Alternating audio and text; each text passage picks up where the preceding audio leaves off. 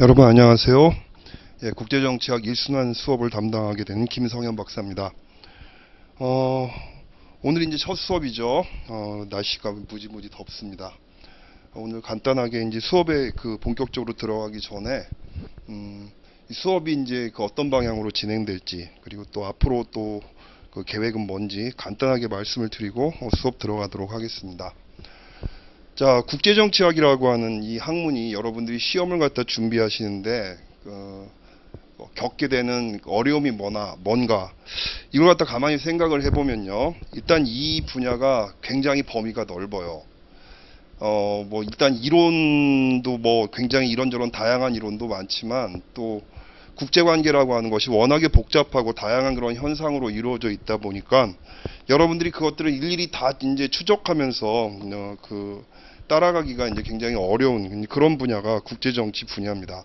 실제로 학계에서도 말이죠. 학계에서도 각자 학자들이 자신들의 전문 분야 쪽으로만 이제 깊게 연구를 갖다 하게 되면서 학제 간의 연구라든가 이런 것들이 사실상 이루어지기도 좀 어려운 그런 이제 문제를 갖다 갖고 있는 게 이 학문입니다. 그래서 복잡하고 굉장히 방대한 국제정치학을 어떤 식으로 이제 수업을 갖다 구성을 해서 시험에 대비를 할 것인가. 벌써 지금 제가 학원에 출강하기 시작한 지가 꽤 됐는데, 처음에 이제 출강을 갖다 할 때 그게 가장 저한테 고민이었어요. 와, 이 방대한 그런 이제 분야를 갖다가 어떤 식으로 해서 학생들이 시험에 대비할 수 있게 정리를 해줄 수 있을까. 자, 그래서 제가 내린 결론은, 이걸 갖다 매번 말이에요. 그러니까 이 예비순환부터 시작해서 3순환에 이르기까지, 그러니까 시험 직전에 이제 여러분들이 3순환에 들어가죠. 시험 직전에 이제 벌어지게 되는 3순환에 이르기까지 매일 똑같은 그런 내용들을 갖다 계속해서 지속적으로 반복하기보다는 각 순환별로 해서 이제 내용을 갖다가 좀 전문화시키고 심화시켜서 공부를 갖다 하는 것이 바람직하겠다.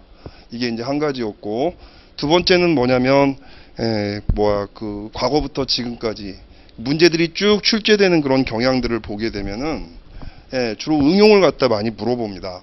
여러분들이 기존에 이제 웬만한 시중에 나와 있는 국제정치학 개론서라든가, 이론서라든가, 또 국내 학자들이 쓴 책들도 있고, 외국 학자들이 쓴 책도 있죠. 그 책들이 여러분들한테 길잡이가 되어주고 또 많은 도움을 갖다 줄 수 있는 책인 것은 부인할 수가 없습니다.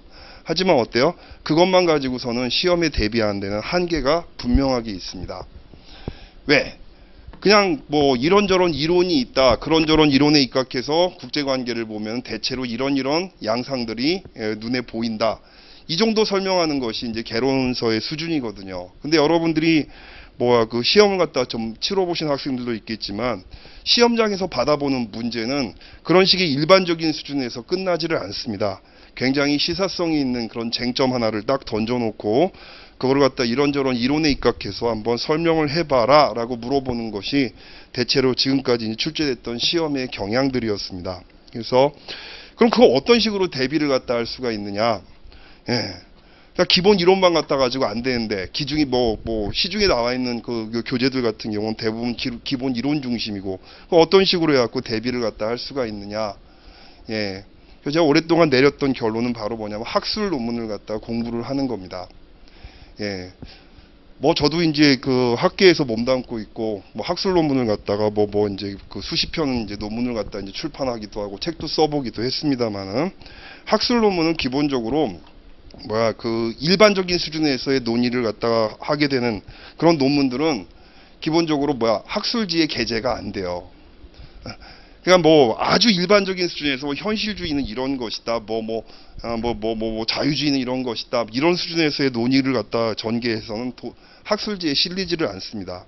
학술지는 가장 시사성이 있는 그런 이제 주제들을 갖다 가지고, 또는 어떤 역사적으로 되게 중요했던 그런 쟁점, 아주 구체적인 쟁점이라든가 사례를 갖다 중심으로 해서 그 사례를 갖다 분석하는 데 있어서 어떤 이론들이 좀 유용한 것인가.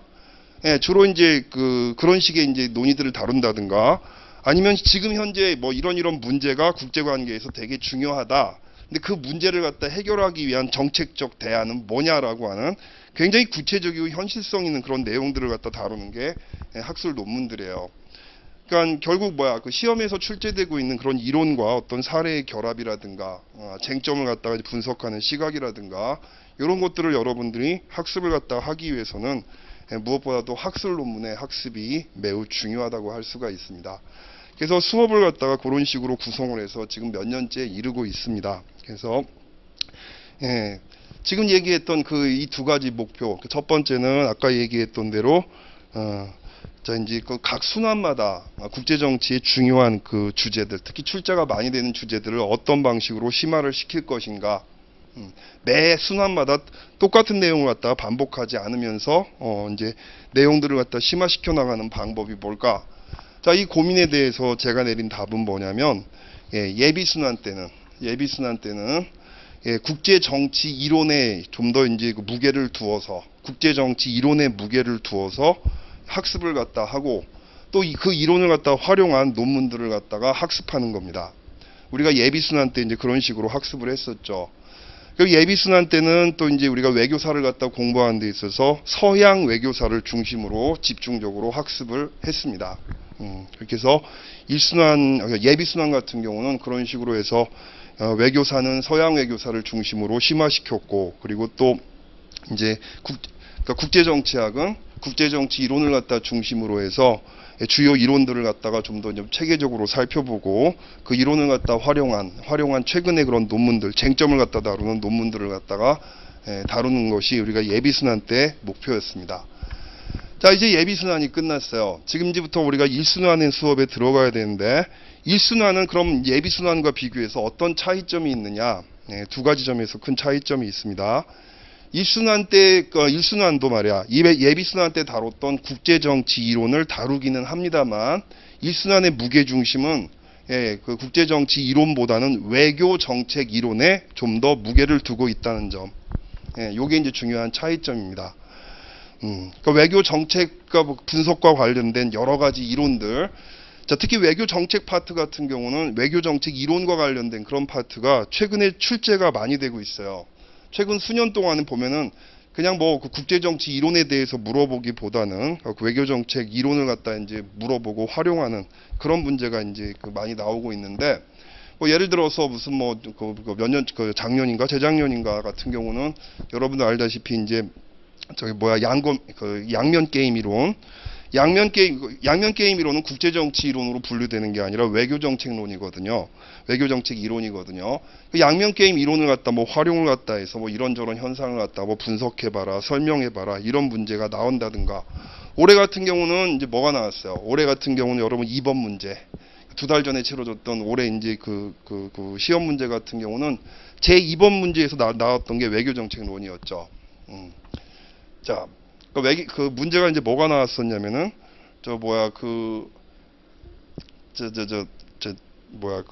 월츠의 케네스 월츠의 그 핵무기에 대한 견해를 갖다 합리적 관점에서 설명을 갖다 해보고, 이 합리적인 그런 이제 그 관점에서의 설명을 갖다가 조직 과정 모델, 그레암 앨리슨의 외교정책 분석 모델 중에서 그 두 번째에 해당되는 조직 과정 모델에 입각해서 비판을 해보세요 라고 하는 그런 문제가 나왔단 말이지.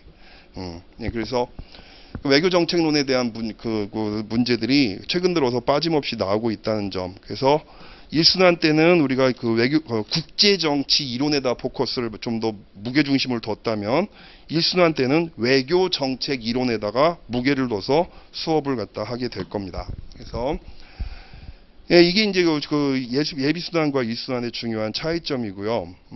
또 당연히 앞에서 얘기했지만 학술 논문의 중요성에 대해서 여러분들한테 말씀을 드렸었는데, 그 외교 정책 이론과 관련된 여러 가지 이제 논문들을 갖다가 이제 또 우리가 학습을 하게 될 겁니다.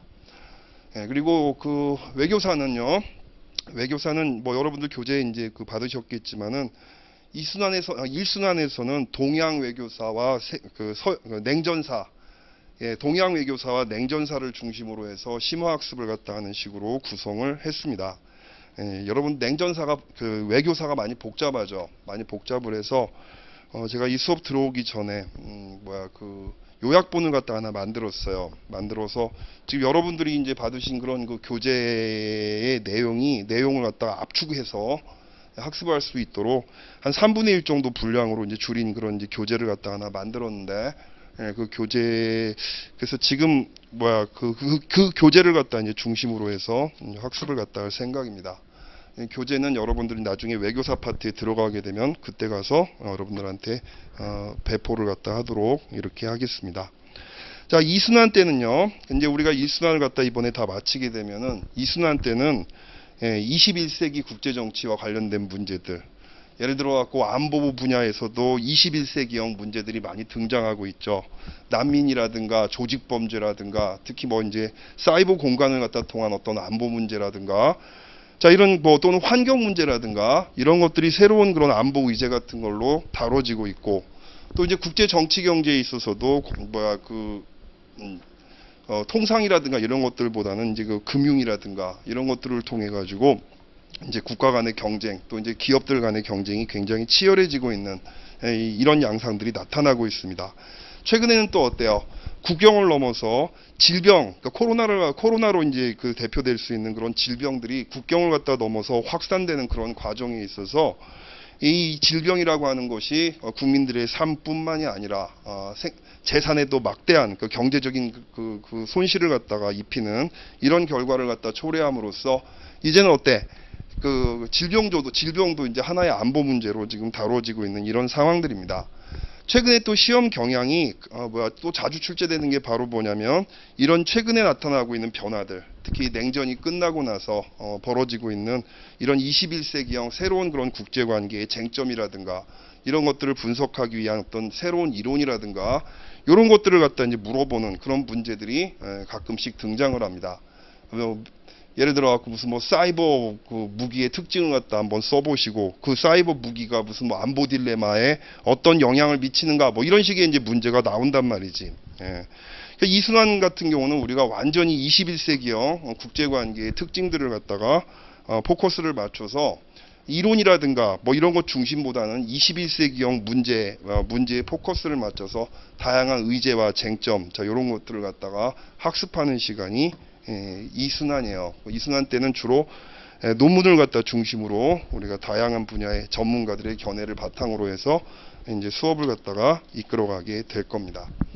지금까지 이순환에서는 우리가 이제 외교사 공부 같은 경우는 예비순환과 1순환에서 마무리를 하고, 2순환 때는, 그리고 또 3순환 때는 외교사를 갖다 따로 학습을 안 했는데, 올해부터는 좀 바꿀 생각이에요. 이번에 여러분들한테 나중에 제공하기로 했던, 나중에 우리가 외교사 수업 들어가게 되면 요약본을 갖다 이제 학습하겠다고 그랬죠. 동양 외교사, 냉전사의 외교사 관련된 축약본을 갖다 지금 만들었다고 그랬는데, 그 축약본을 중심으로 이제 수업을 갖다 이제 이번 1순환 때 할 거고, 예비순환 때도 이제 사실 비슷하게 이제 각 챕터별로, 그러니까 이제 서양 외교사와 관련된 여러 내용들을 갖다가 각 챕터별로 요약을 해서 요약본을 만들어 둔 게 있어요. 그래서 이 두 개를 갖다가 통합을 해서 이순환 때 외교사 학습을 한번 해볼 그런 계획으로 있습니다. 예, 3순환이 되면 뭐 여러분들 시험 앞두고서 총 정리하는 그런 단계고, 예비순환부터 시작해서 2순환에까지 학습했던 그런 내용들을 갖다가 총 정리하고 매일 이제 모의고사를 갖다 통해서 시험에 대비하는 이런 시간이 이제 제 3순환이에요. 자, 1년 동안의 이제 학습 계획은 그런 식으로 구성이 되어 있고, 여러분들 많이 관심 가지시고 이제 수업에 참가해 주셨으면 고맙겠습니다. 자, 이제 수업 계획에 대한 얘기도 끝났어요. 자, 이제 본격적으로 수업 내용 들어가도록 하겠습니다.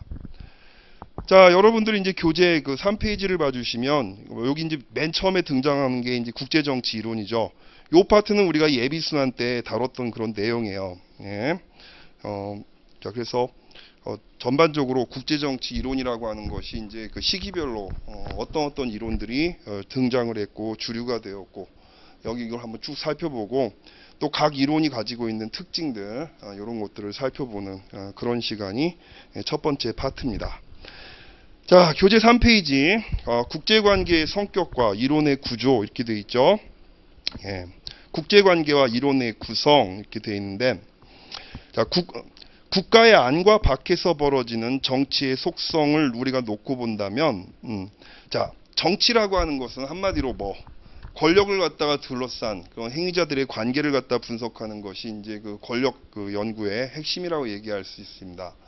우리가 정치라고 불렀을 때는 그 정치라고 하는 것은 권력을 갖다가 활용을 해서 사회에 존재하고 있는 다양한 갈등을 어떤 식으로 조절하고 또 이제 그 갈등을 갖다가 이제 그 해소하는가, 그러한 기술을 갖다 우리가 그 갈등을 갖다 해소하고 조정하는 그런 기술을 우리가 정치라고 부릅니다. 그렇죠? 자, 인간 사회는 워낙에 다양한 그런 이제 그 이해관계를 갖다 가지고 있는 그런 사람들이 모여 있는 공동체죠.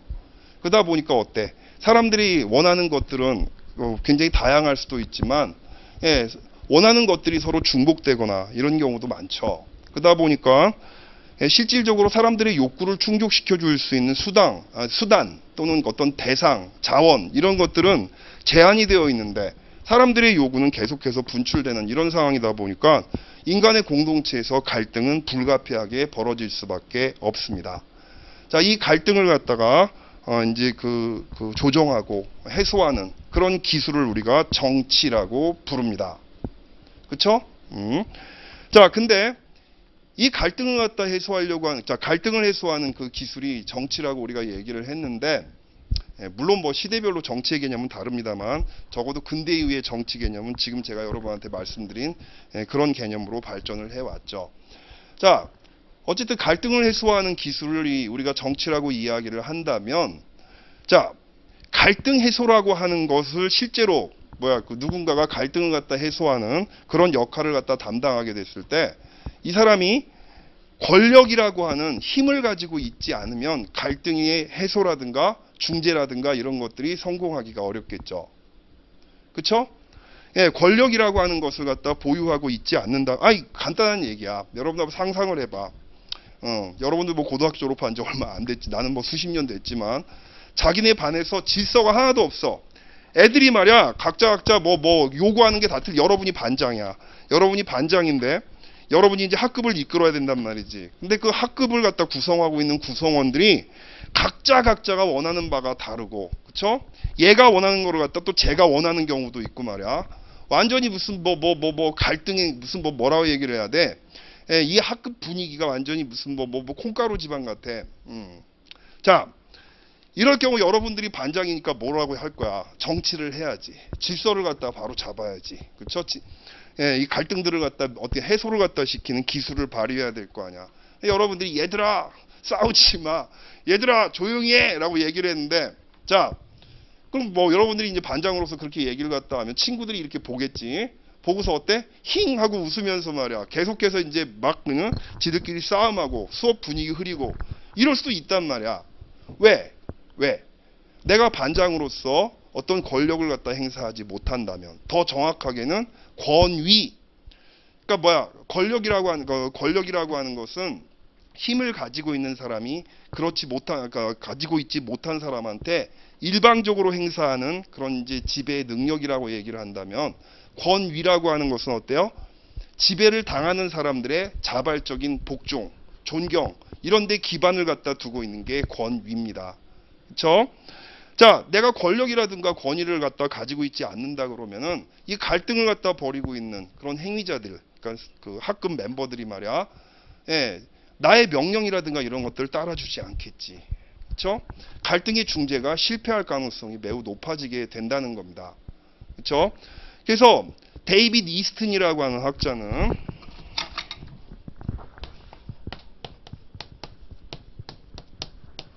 자, 데이빗 이스튼이라고 하는 미국의 이제 정치학자는 오랫동안 이 사람이 뭐 미국 정치학회 회장도 여러 번 했던 그런 이제 분이에요.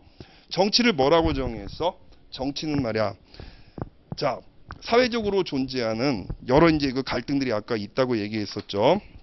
그 사람들이 추구하는 가치, 사람들이 추구하는 여러 가지 가치들이 갈등을 빚어낸단 말이지. 갈등을 갖다 해소하는 게 결국 정치야. 그 데이빗 이스트는 뭐라고 얘기를 했냐면은 가치를, 사람들이 추구하는 사회적 가치들이죠. 그 가치는 물질적인 가치도 있고 정신적인 가치도 있을 거예요. 이 가치를 권위에 입각해서 배분하는 기술, 배분하는 것이 바로 정치의 기능이라고 이 사람이 이야기를 했던 겁니다. 자, 정치를 우리가 그렇게 정의를 갖다 한다면, 자, 국제 정치와 국내 정치라고 우리가 부르는 영역 역시 권력에 입각을 해서 이런저런 가치를 갖다 적재적소에 배분하는, 그럼으로써 갈등을 갖다 해소하는 이런 기술이 국제 정치 또는 국내 정치라고 불리는 정치의 기술이라고 이야기할 수 있어요. 이 정치의 개념에서는 국내 정치와 국제 정치가 같습니다. 가치를 권위에 입각해서 배분을 갖다 함으로써 어떤 이제 질서를 갖다 유지한다라고 하는 점. 이 점에서는 국내 정치나 국제 정치가 다를 바가 없습니다. 그렇죠? 자, 그럼에도 불구하고 국내 정치와 국제 정치는 또 이런 공통점도 있지만 명확한 차이점도 있죠. 자, 가장 중요한 차이점은 뭘까요, 여러분들? 가장 중요한 차이점은 국내 정치는 권위를 행사할 수 있는 주체가 명확하게 존재하죠. 예를 들어서 정부라고 하는 그런 기관들이 존재를 하게 되고, 이 정부가 사회 질서를 갖다 유지하는 권위를 갖다 행사하는 기구라고 이야기를 할 수가 있습니다. 그렇죠? 거기에 비해 가지고 국제 정치에서는 이런 권위를 갖다 행사할 수 있는 국가와 비견될 수 있는, 그러니까 정부와 비견될 수 있는 그런 행위자라든가 조직이 사실상 부재하다라고 하는 특징이 있다는 거예요. 물론 여러분들이 국제연합이라든가 여러 가지 국제기구가 나름 정부와 유사한 그런 역할들을 하면서 질서를 잡아줄 수 있지 않겠느냐라고 그렇게 얘기하시는 분도 있고, 또 그렇게 주장하는 학자들도 많습니다만, 그리고 실제로 그런 방향으로의 변화가 점점 일어나고 있는 것도 사실이에요.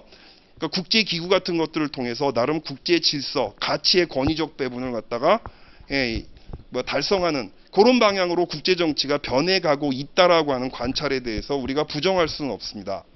자, 그럼에도 불구하고 아직까지 국제 정치는 개별 국가들이 각자가 자신의 이익의 극대화를 갖다 추구하면서 경쟁을 갖다 벌이는 이런 것이 국제 정치의 보다 일반적인 특징이라는 거죠. 아직까지는. 이해되세요? 자, 국제 정치는 다른 말로 얘기하면 국내 정치와 다른 국제 정치의 첫 번째 특징은 바로 이런 무정부성이라고 하는 것이 국제 정치의 특징이 될 수가 있다는 겁니다. 그렇죠? 자, 두 번째는, 자, 국내 정치하고 다르게 국제 정치는 서로 상호작용을 갖다 벌이고 있는 행위자들의 숫자가 상대적으로 많이 제한되어 있죠. 국내 정치는 여러분들 그냥 상식적으로 생각해봐. 국내 정치에 관여하고 있는 국민들의 숫자가 몇 명이야? 수천만 명이야. 그렇죠? 또 이런 각자의 이익을 갖다 대표하는 조직들만 하더라도 정말 무수히 많습니다. 거기에 비해 갖고 국제 정치는 197개 정도 되는 국가들이 중심이 되어서 만들어내는 현상이에요. 아시겠죠? 국제 정치의 행위자는 물론 최근 들어서는 이제 국가와 맞먹을 정도로 영향력을 행사하는 다양한 비국가적 행위자들, 그러니까 무슨 국제기구라든가 NGO들이라든가 아니면 기업이라든가 이런 이제 비국가 행위자들의 역할이 분명히 커지고 있는 것도 사실입니다만, 다시 한번 강조하지만 아직까지는 197개 국민 국가의 역할이 아무래도 지배적인 영역이 바로 국제 정치 영역이라는 점. 국제 정치의 다양한 행위자가, 요약해 보면 국제 정치의 다양한 행위자가 있지만 여전히 어때요? 국제 정치를 이끄는 주체들은 각국의 정부를 중심으로 한 국가라고 하는 거. 자, 이게 또 이제 국제 정치의 한 가지 특징이라고 이야기를 할 수가 있습니다. 자, 지금 그럼 이게 이제 어떤 의미가 있느냐? 자, 국내 정치는 어때요? 굉장히 다양한 이해관계가 존재를 하고, 그 이해관계를 갖다가 국가가 상당히 다양한 그런 법과 제도를 통해 갖고 이제 그 다양한 이해관계에 반응을 합니다. 그렇죠? 국제관계는 거기에 비해서 굉장히 단순해요. 자, 아까도 얘기했지만 국제관계의 기본적인 행위 주체는 국민국가, 정부로 대표되는 국민국가고, 이 국가들은 국제 무대에서 무엇보다도 국익의 극대화라고 하는 논리에 따라서 행동한다는 겁니다. 자, 그럼 여기서 말하는 국익이라고 하는 것이 뭐냐? 그 국익이라고 하는 것은 무정부적인 그런 상태.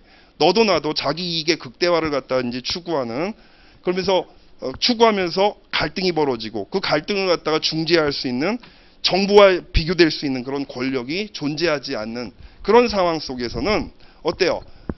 예, 각자가 스스로 알아서 자신의 이익을 방어할 수밖에 없다는 그런 논리가 지배하고 있는 것이 바로 국제정치라는 겁니다.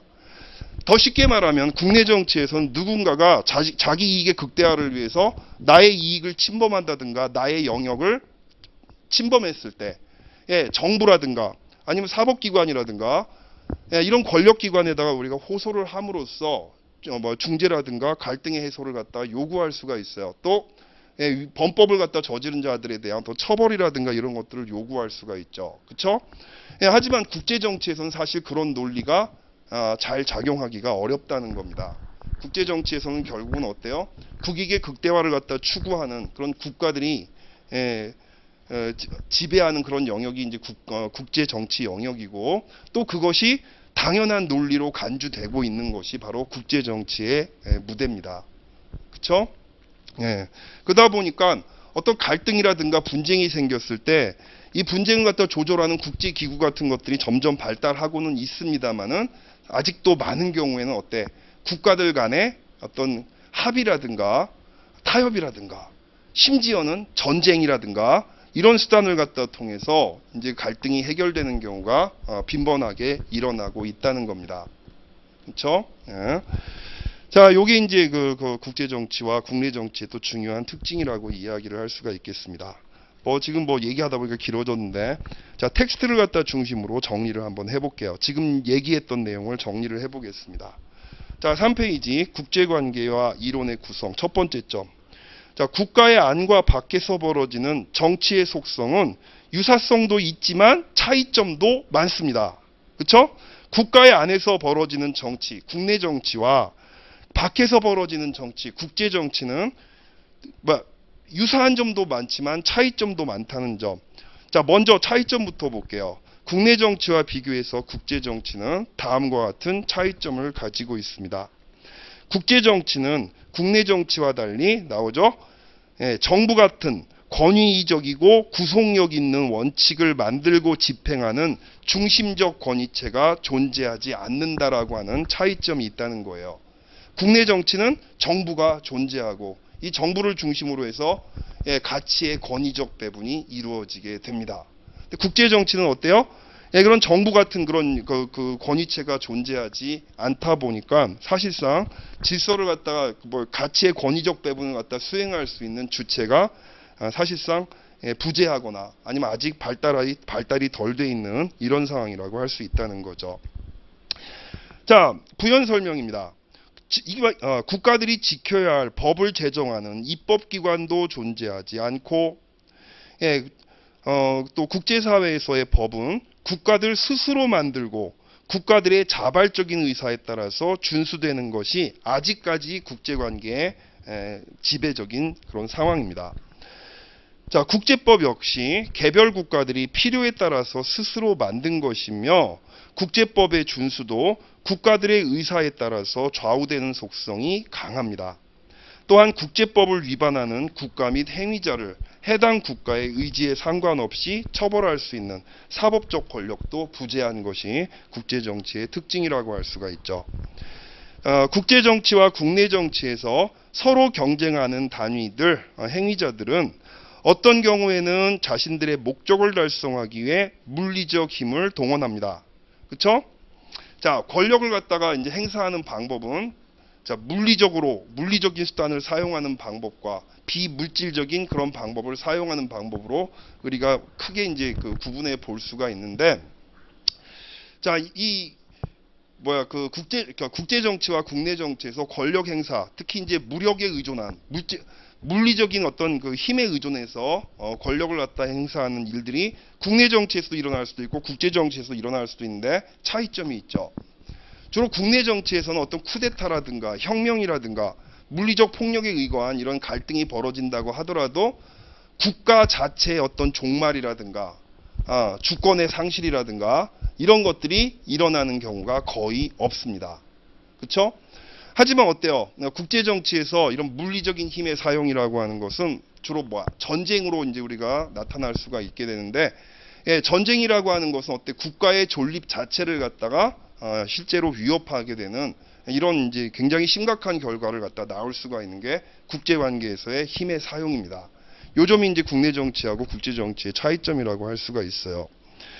자, 국제 정치와 국내 정치에서 서로 경쟁하는 행위자들은 어떤 경우에는 자신들의 목적을 달성하기 위해 물리적 힘을 동원하는 경우가 있습니다.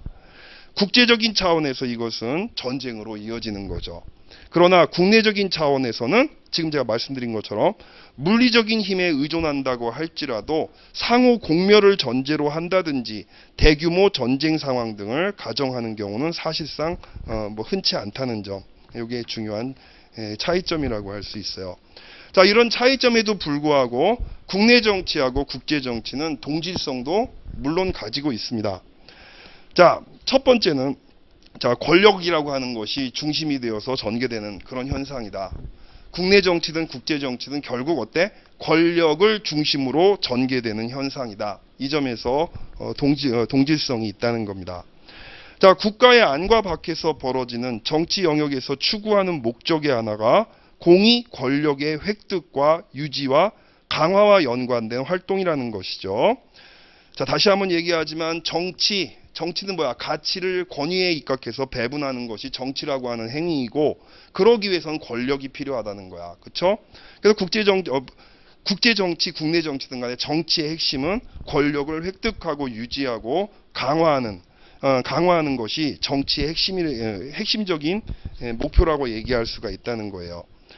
자, 정치적 목적을 위한 수단으로서 물리적 수단이 동원될 수도 있습니다. 방금 전에 얘기한 바와 같이 국제정치 영역에서 물리적 힘의 사용은 전쟁으로 귀결되고, 국내 정치 차원에서는 무력에 의한 쿠데타나 혁명, 내전 등이 발생할 수가 있는데, 이런 차이점에도 불구하고 지금 여기서 얘기하고자 하고 있는 건 뭐야? 정치의 본질에 있어서 국제 정치와 국내 정치는 권력의 추구라고 하는 그 목표를 두고 이루어진다는 점에서 공통점이 있다는 겁니다. 자, 권력이 뭐냐? 여기에 대해서는 좀 이따 저 뒤에 가갖고 따로 한번 정리를 갖다 할 시간이 있을 거예요. 권력에 대한 이제 개념이 학자들마다 좀 다르거든요. 자, 다음 두 번째 볼게요. 정치 주체로서 국가의 역할. 국제 정치든 국내 정치든, 자, 국가가 무엇보다 제일 중요한 역할을 하는 행위자다. 국내 정치에서도 국제 정치에서도 정부로 상징되는, 정부로 구체화되는 국가라고 하는 것이 가장 핵심적인 역할을 담당하고 있다. 정치라고 하는 것의 영역에서는. 그 얘기입니다. 자, 국제 정치든 국내 정치든 국가는 적극적, 항구적, 직접적인 주체이고, 개인과 다른 정치적 결사체나 집단 등은 부분적이고 일시적이고 간접적인 행위의 주체라고 할 수가 있다는 점입니다. 그렇죠? 이 말은 무슨 소리야? 말이 좀 어렵게 써 있습니다만은, 비국가 행위자들, 국제기구 같은 것도 있습니다만은, 무슨 이제 NGO들이라든가 이익 집단이라든가 아니면 개인들이라든가, 또는 범죄 조직이라든가 테러 조직이라든가 등등등등 굉장히 수많은 그런 비정부 행위자들이 등장을 하고 있는데, 얘들은 국가 행위자, 그러니까 정부하고 비교해 봤을 때 어떤 차이점이 있어요. 활동 자체가 비공식적인 경우도 상당히 많이 있고, 그다음 또 활동이 지속적이거나 항구적이지 않은 그런 특징들을 갖다 가지고 있는 거란 말이지. 거기에 비해서 국가는 적극적, 항구적, 직접적인 행위자라는 점. 자, 그렇습니다. 자, 4페이지 한번 가보세요. 자, 데이비드 이스튼 나오죠. 자, 데이비드 이스튼은 정치를 사회를 위한 가치의 권위적 배분론이라고 정의를 했습니다. 이 의미는 아까 여러분한테 말씀드렸어요. 자, 국제정치에서 국가들이 중요하게 여기는 가치는 자유와 안전이라고 할 수가 있습니다. 자, 자유와 안전을 풀어서 설명해 보면 독립적 생존권의 문제라고 얘기해놨죠. 무슨 소리? 자신의 독자적인 어떤 이익을 갖다 추구할 수 있는, 국익을 갖다 추구할 수 있는 자신의 권리를 갖다 온전하게 보장하는 것. 자, 이게 국제정치에서 국가들이 추구하는 목적이란 말이지. 자, 우리 여러분 그런 얘기 많이 들어봤잖아. 자, 국제정치의 논리는 국익의 극대화다. 국익이 뭐야, 국익이? 국가의 이익이죠. 국가가 추구하는 그 이익 중에서 가장 중요한 이익이 뭘까? 뭘까? 생존의 문제라는 거예요, 생존. 그렇죠? 왜? 국제정치라고 하는 것이 앞에 얘기했던 것처럼 무정부적인 그런 속성을 갖다 가지고 있고, 그런 질서를 잡아주는 중심체가 없는 거야. 그런 상황 속에서 어때? 각자가 알아서 이익의 극대화를 갖다 추구하는 그런 힘의 논리가 지배하고 있는 것이 국제정치잖아요. 자, 한마디로 늑대들이 우글우글한 거야, 늑대들이. 그쵸? 자, 그런 상황에서 국제정치에서 국가들이 추구하는 가장 중요한 이익이 뭐겠어? 살아남는 거지, 살아남는 것. 생존. 예. 그러니까 안보 문제, 이 생존의 문제가 우리가 이제 국제정치에서는 주로 안보 문제라고 얘기를 하는 거지.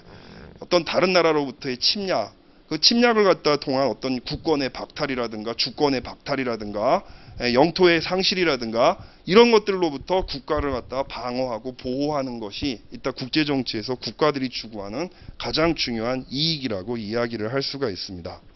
바로 이것이 독립적 생존권의 문제라는 게 바로 그 얘기고, 통상 지금 얘기했던 이 논리가 자기보전, 그쵸? 국가안보, 사활적 이익 등의 개념으로 표현되고 있다는 겁니다. 이런 가치의 배분은 앞에서 여러분한테 얘기를 했지만 국내 정치든 국제 정치든 간에 정치라고 하는 것은 가치를 권위 입각해서 배분하는 거예요. 그쵸? 여기 공통점이야. 여기 공통점을 갖다 얘기할 때 그 얘기를 하는 거야.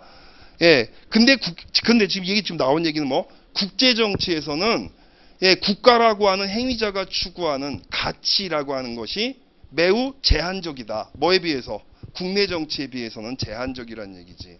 국내 정치는 정말 다양한 가치들을 갖다가 정부가 중심에 서서 질서 있게 배분하는 역할을 해주는 거거든. 국제 정치 같은 경우는 스스로 알아갖고 자신들의 가치를 극대화하는 이런 논리가 지배하고 있는 게 국제 정치의 특징이라는 거예요.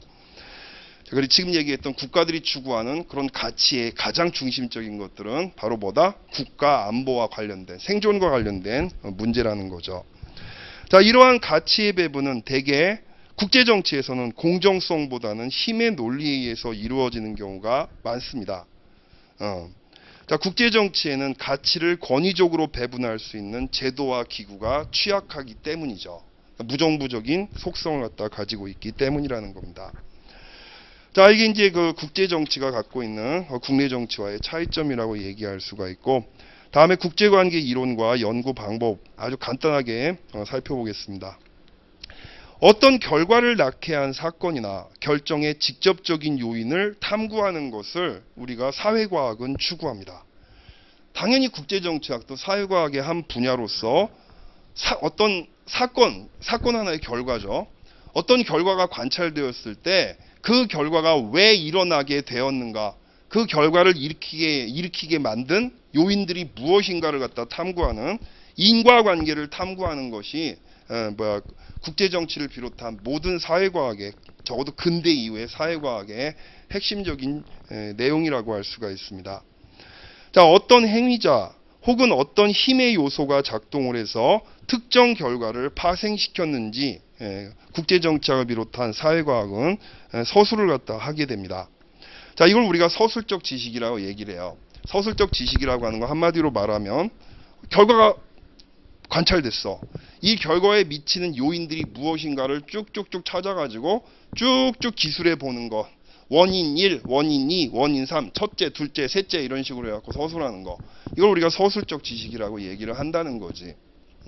그 서술적 지식 말고 다른 게 있습니까? 다른 게 있어요. 우리가 이론적 지식이라고 불리는 게 있다는 거예요. 자, 이론적 지식에서의 포인트는 바로 뭐냐면 규칙성입니다. 규칙성. 자, 지금 얘기한 인과관계를 갖다 우리가 쭉 추적하다 보면은 적어도 이성을 가지고 있는 사람은 말이야 규칙성을 갖다 찾아낼 수가 있어. 그쵸? 야, 이런 결과가 일어났단 말이야. 그 결과의 원인을 쫙 분석을 했어요. 그 다음에 유사한 그런 결과가 또 관찰됐어. 쭉 분석을 또 그 원인들을 찾아봤어. 딱 보니까 어때? 원인들 중에서 공통적으로 나타나는 원인들이 있고, 그쵸? 그다음 이제 이질적인 또 원인들이 있을 거란 말이야. 자, 공통적인 원인들을 갖다 우리가 쭉 추려갖고 이런 생각을 해볼 수 있는 거란 말이지. 아, 이런 조건이 되면 이런 결과가 발생하는구나. 뭐야, 일종의 규칙성이 입각한 명제를 만들어 볼 수가 있다는 거지. 물이 막 끓어. 결과야. 물이 막 펄펄펄펄 끓어. 자, 물이 왜 끓지? 이런저런 이유를 갖다 댈 거야. 누구는 압력 얘기도 할 거고, 그 다음 누구는 뭐 온도 얘기를 할 거고, 예, 뭐 또 누구는 또 액체의 특징 같은 거 얘기를 할 수도 있지. 자, 그렇게 쭉 원인을 갖다 쭉 써봤어. 자, 또 다음 상황에 또 물이 막 끓는 거야. 자, 원인을 또 추구해 보니까 그 중에서 일치하는 것들이 있단 말이야. 그럼 우리가 이렇게 어떤 규칙성에 입각한 명제를 하나 만들 수가 있다는 거죠. 100도씨가 되면 물이라고 하는 것이 액체가 끓는다. 물이라는 액체가 끓게 된다라고 하는 어떤 보편성과 규칙성에 입각한 명제를 만들게 되는 거죠. 그렇죠? 자, 그럼 이런 명제를 갖다 만드는 게 무슨 의미가 있을까? 이게 여러분 국제정치 이론에서 되게 이제 사람들이 갑론을박하는 쟁점이에요.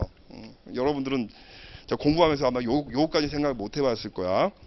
국제정치 이론 공부할 때 우리가 늘 얘기하는 게 국제정치학의 연구는 지금 여기 나오겠지만 서술적 지식에 그치지를 않고 이론화를 추구하는 게 국제정치 이론의 목적이다. 다 많은 사람들이 이렇게 얘기를 한단 말이야.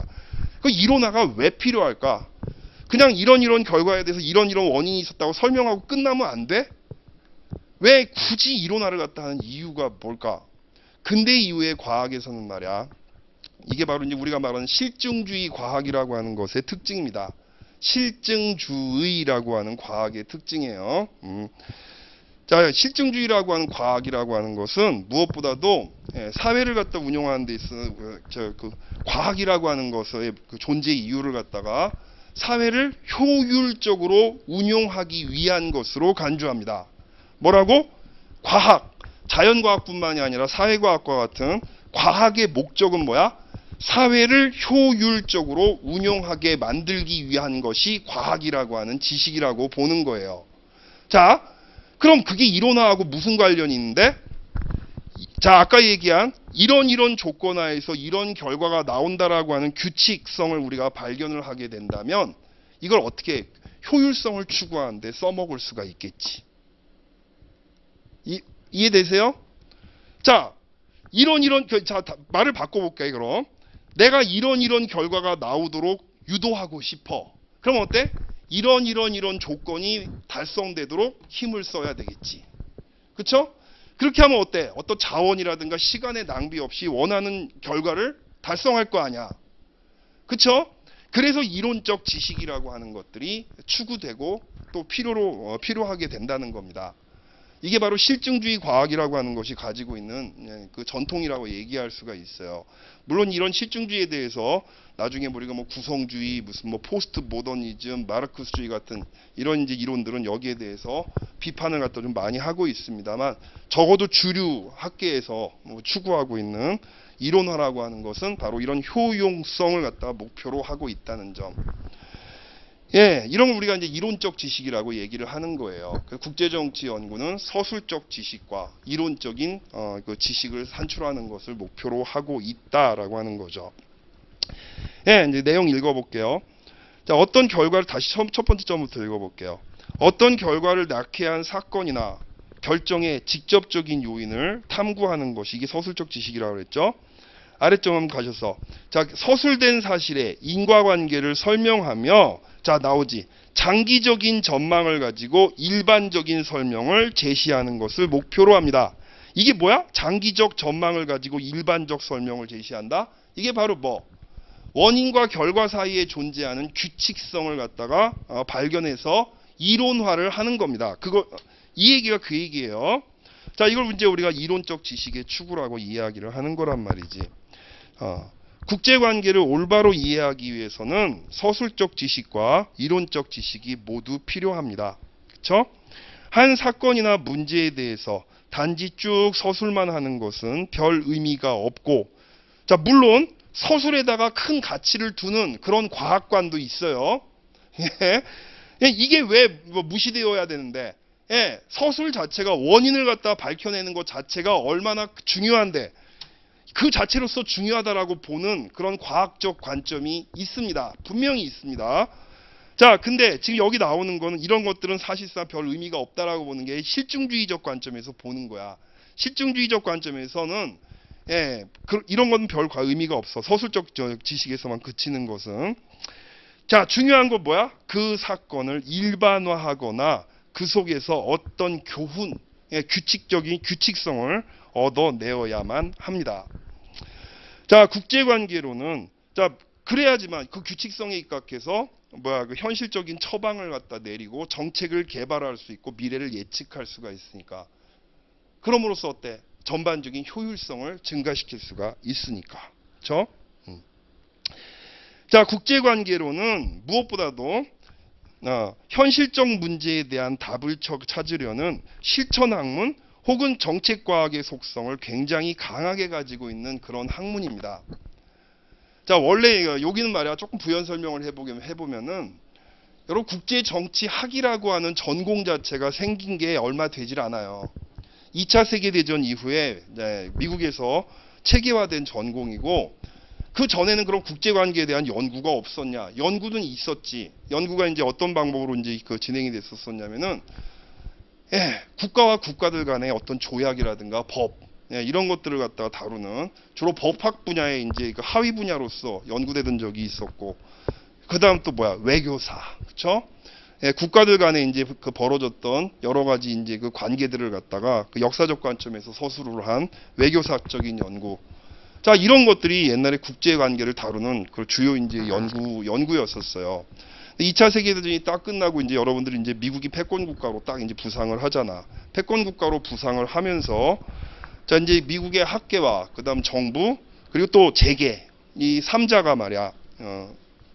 학문 하나를 갖다가 체계화시켰던 거지. 바로 뭐다? 실용적으로 외교 안보 정책을 갖다 처방할 수 있는 일단 학문 하나를 갖다 체계화시키게 된 거예요. 바로 효용성의 관점에서, 효율성의 관점에서, 그렇죠?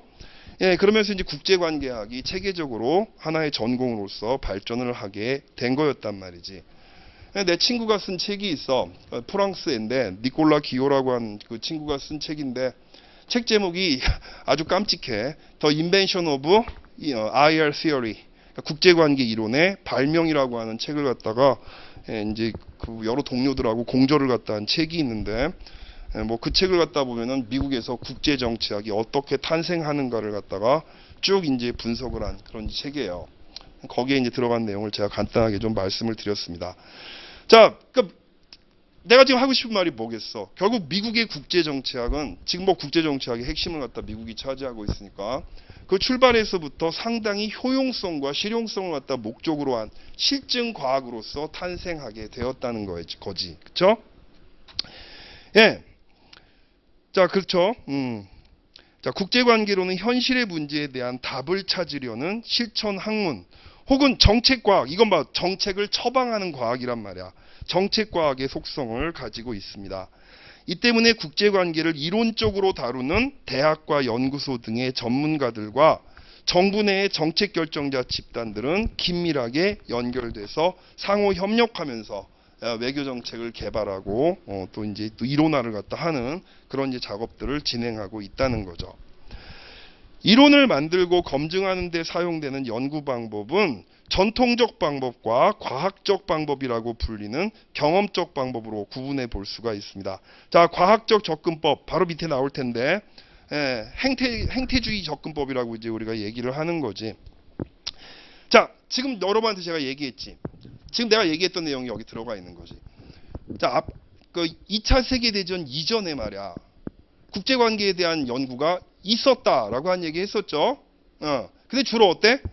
법학, 역사, 철학, 이런 이제 그 학문에 입각해가지고 국제관계에 대한 그 연구가 이루어지고 있었어요. 그렇죠? 자, 근데 이제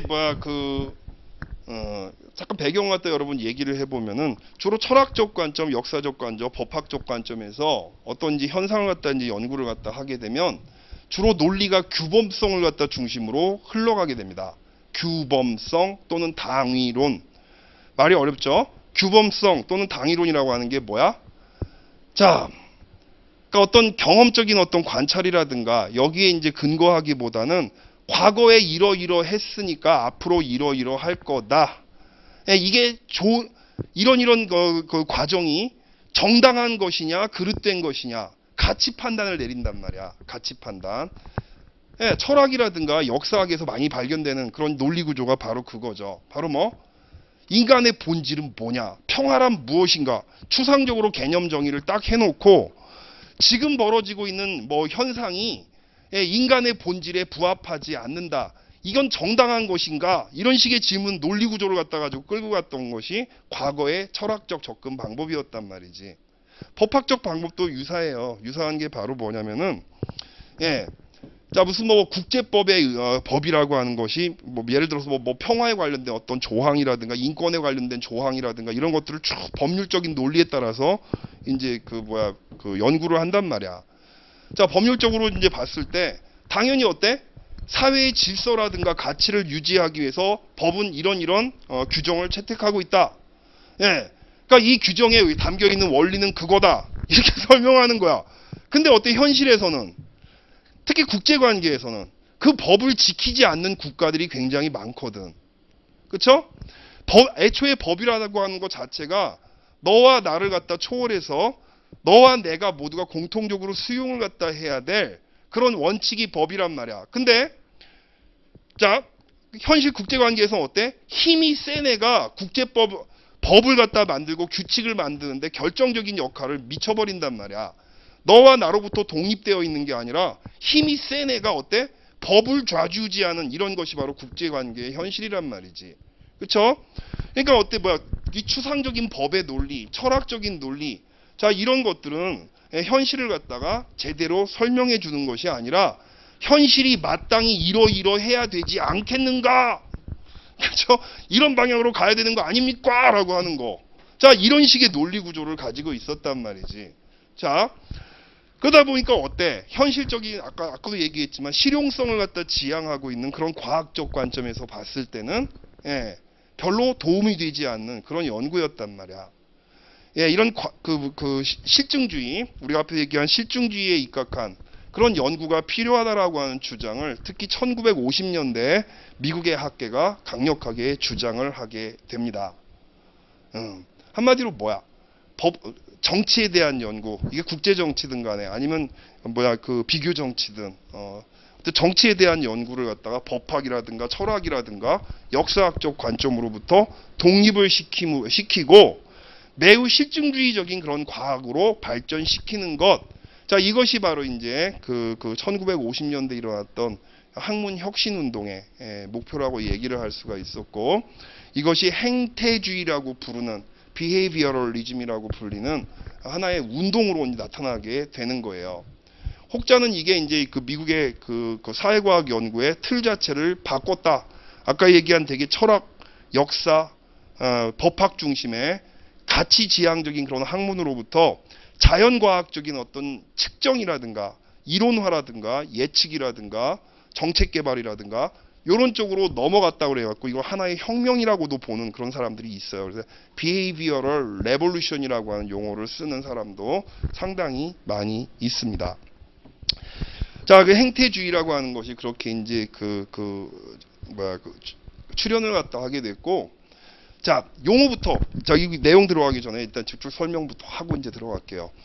자, 용어부터 우리가 따져보자고. 여러분들, behavioralism, 행태주의. behavior가 뭐야? 여러분, 행동, 행위, 태도, 이게 behavior잖아.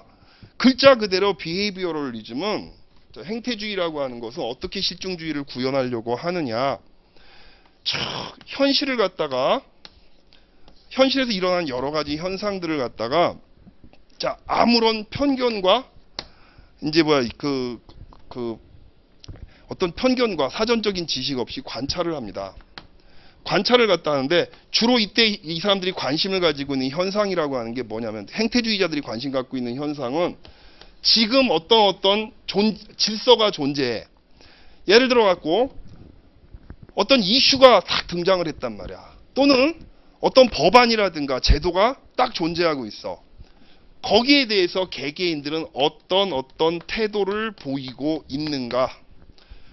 현재 존재하고 있는 어떤 현실, 이 현실에 대해서 이 각각의 개개인들은 어떤 태도를 보이고 있는가를 가치 중립적인 관점에서 마땅히 인간이 이리 가야 되는데 너네 왜 그래? 이런 식으로 문제 제기하는 게 아니라 지금 존재하는 걸 이 사람들이 어떻게 수용하고 반응하고 있는가를 갖다가 쭉 측정을 해내는 거야.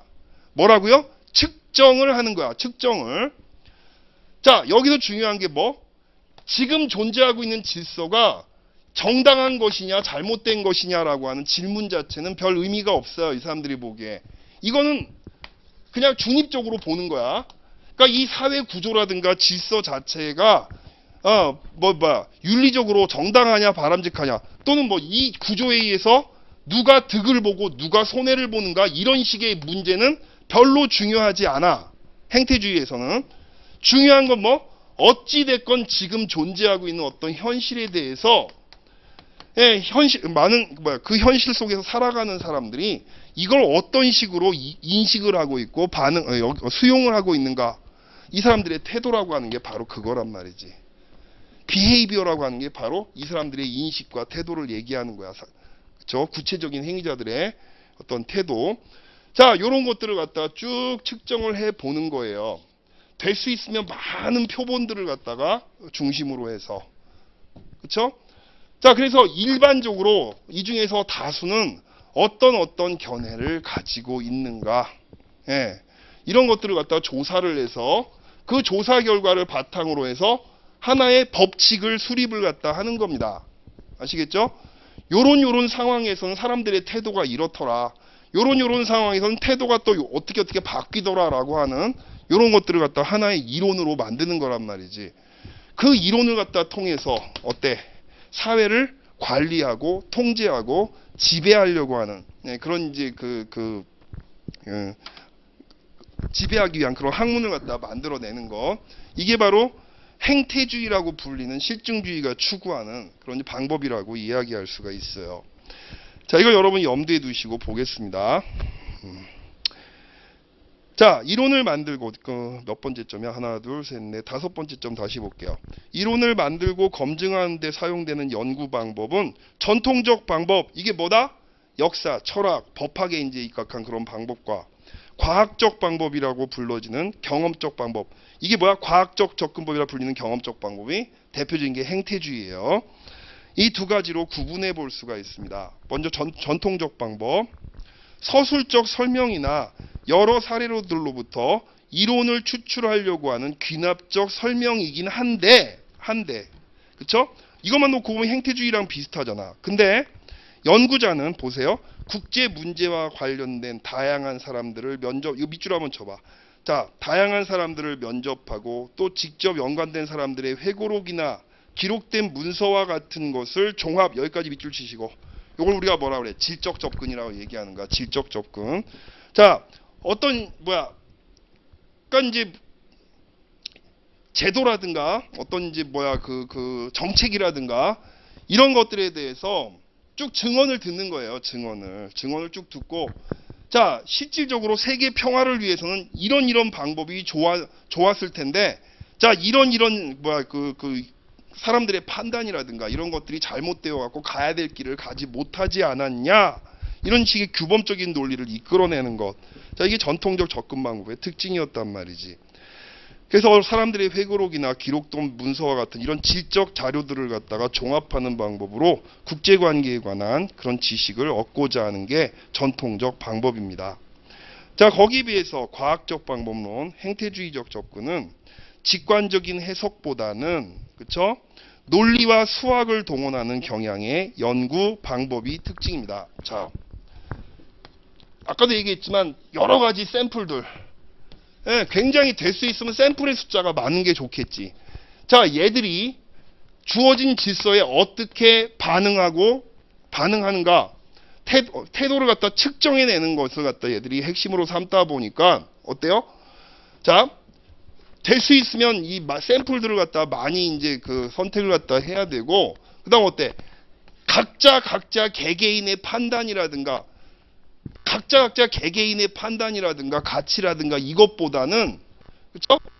그러니까 무슨 소리냐면 얘는 왜 그렇게 답을 했을까? 얘는 왜 그렇게 답을 했을까? 자, 그것보다는 전반적으로 이 집단은 왜 그렇게 생각했을까? 저 집단은 왜 그렇게 생각했을까? 라고 하는 식으로, 예, 이제 그 추론을 통해 갖고 이론화를 갖다 이제 하게 되는 거란 말이지.